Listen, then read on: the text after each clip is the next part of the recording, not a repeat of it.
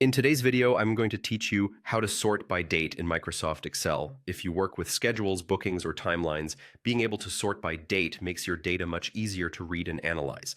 We'll walk through formatting your dates correctly and then using Excel's sort tool to organize everything either from oldest to newest or the other way around. First, make sure the entries you're sorting are actually formatted as dates. This step is important because if Excel thinks some of those values are text, the sort won't be accurate. Start by selecting all the cells that contain your dates. Right-click anywhere in the selection, choose Format Cells, then go to the Date category. Pick a date format you prefer, and click OK. After that, take a quick look at a few entries. If the formatting changed and they align consistently, Excel recognizes them as dates, and you're good to go. Next, highlight all the data you want to sort, not just the date column.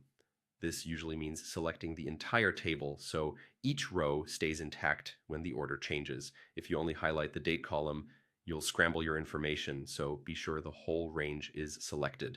Now go to the Data tab on the ribbon and click Sort.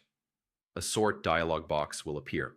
If your table has a header row, like booking date or customer, make sure the checkbox that says My Data Has Headers is turned on. That tells Excel not to include the header in the sort. In the Sort by dropdown, choose the column that contains your dates. In my example, I'll pick booking date. On the right, open the order dropdown. You can choose oldest to newest to see earlier dates first, or newest to oldest if you want the most recent entries at the top. Pick the one that matches how you want to review your data. When you're ready, click OK. Excel will sort all the rows you highlighted according to the date order you selected. Scan the first few rows to confirm everything looks correct. If something seems off, double-check that all your date cells were formatted as dates earlier. Inconsistent formatting is the most common reason a sort doesn't behave as expected, and that's it.